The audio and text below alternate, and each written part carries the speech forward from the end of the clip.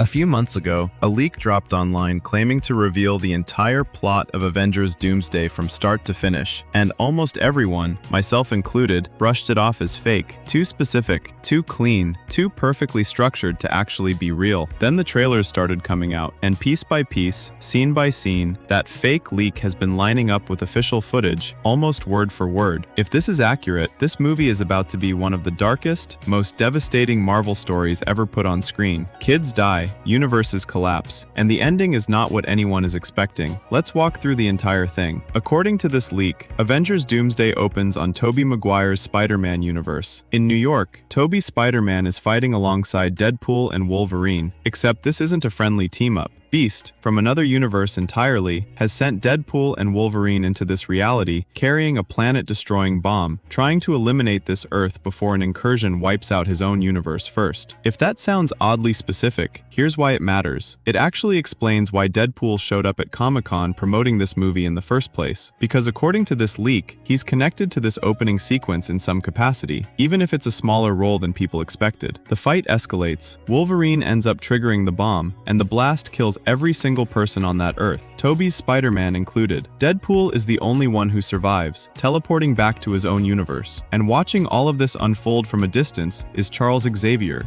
forced to witness an entire world get erased, knowing he has no better option. Either that universe dies, or his own does. If you remember the first trailer, there's a shot of Xavier sitting alone, visibly devastated, watching a planet die. That's this exact scene. People called that leak nonsense months ago. It wasn't. From there, the story shifts to Tony Stark's funeral. Steve Rogers is shown talking with a group of heroes, including Ant-Man, right before he sets off to return the Infinity Stones. Except here's the twist. Instead of going back to his own time period, Steve chooses to stay in the past with Peggy Carter. They build a life together and have a son named Jim. One day, Loki shows up at their door. Not the Loki we know from later in the series. This is the version from right before the Loki Season 2 finale. He explains the existence of the TVA to Steve and warns him that this entire timeline is about to be pruned, because Steve was never supposed to build a family and a life in this reality in the first place. So Loki offers him an alternative. He relocates Steve and his family to a universe where no version of Steve Rogers exists at all, the Fantastic Four's universe. Before Steve leaves, Loki hands him a special card, something Steve can use later to contact him. Think about how insane that detail is. Loki is mentioned in both the leaked trailer and the official trailer, and this leaked description explaining exactly why Loki would be connected to Steve, and why Steve would end up in the Fantastic Four's world, was floating around online months before either trailer ever confirmed it. This becomes Steve's ace in the hole later on, similar to the portal moment in Endgame. When the final battle against Doom comes, Steve is the one who calls Loki back in, and according to this leak, that's the moment fans are going to lose their minds over.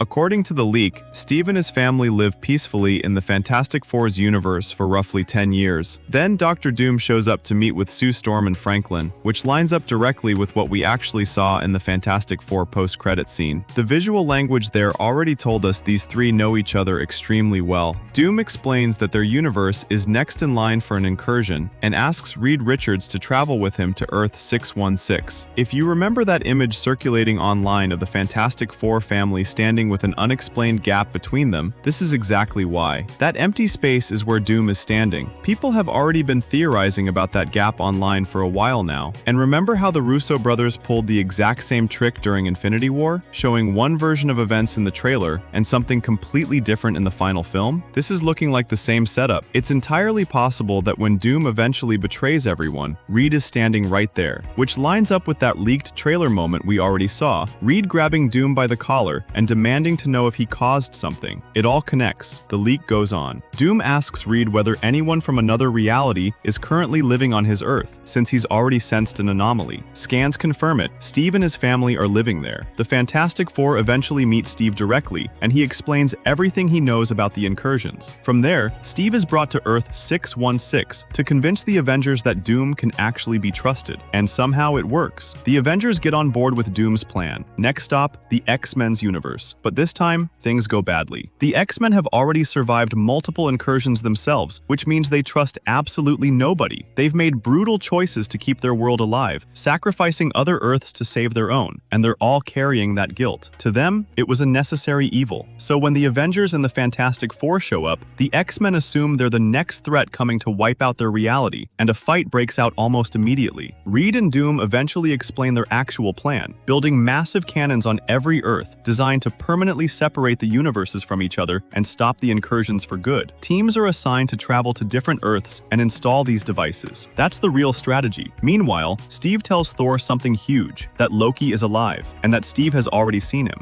Thor immediately asks to be taken to him. Using Loki's card, they travel to the TVA, and what they find there is horrifying. Everyone inside is dead, and Loki's heart has been physically removed. At that point, Thor and Steve both realize the truth. Dr. Doom is behind everything. Steve confronts Doom first, and Doom finally reveals his real motive. He wanted the incursions to happen. He wanted the entire multiverse to collapse, so he could rebuild it in his own image and bring his dead family back. Remember that mural scene from the trailer? Doom standing in front of a painting? This is what that moment is building toward. There was also an earlier leaked image showing Steve fighting Doom while wearing his casual dad clothes rather than a suit, and this ties directly into that timeline. It also finally explains why Doom reanimates the Sentinels using magic. When his second plan goes into motion on the X-Men's world, Thor and Steve intervene mid-execution and expose him as a traitor. Realizing he's being overpowered, Doom brings the Sentinels back online, and the X-Men's worst nightmare returns all over again. Doom then reveals the final piece of his motivation. Steve's presence in that other universe was the actual root cause of the incursions in the first place, since Steve was never meant to exist there. That instability is what eventually killed Doom's own family, back when Doom was trying to stop the incursions through increasingly dangerous, high-risk experiments. His methods went wrong, his family died, and Doom himself was left permanently disfigured, which is why he's worn the armor and mask ever since. As revenge, Doom kills Steve's son Jim right in front of him. From there, Doom makes his move. The Avengers, the Fantastic Four, the X-Men, and Wakanda's forces all unite for one final war in Latveria. Thor prays to Odin for aid, tying directly into the Love and Thunder post-credits scene, and Valhalla's army answers the call to join the fight. What follows is a massive, franchise-scale battle. Everyone throws everything they have at Doom. People die. Entire Earths collide and shatter against each other in the chaos. And by the end, every single major hero is dead. Only one person survives, not as a victory, as a curse. Victor Von Doom, standing completely alone. It's then revealed that Doom stole Loki's powers and uses them to construct Battleworld, resurrecting everyone who died and erasing their memories in the process. Everyone wakes up believing Battleworld has always been their home. They're living entirely fabricated lives inside a reality Doom personally built and now rules over. The final shot of the movie is Doom sitting on his throne as Emperor of Battleworld. And honestly, at this point, what else is there to even say? We all knew the heroes were probably going to lose in some form, but this isn't just a loss. Doom technically wins, but he's also the only one left standing in a universe he had to fabricate from scratch, just to feel like he didn't lose everything. Objectively, he's victorious. Emotionally, he's already been defeated. He's the only one alive, and eventually, he's going to understand exactly what kind of ruler sits alone on a throne, with no one real left to rule. That realization is reportedly what pushes him to bring everyone back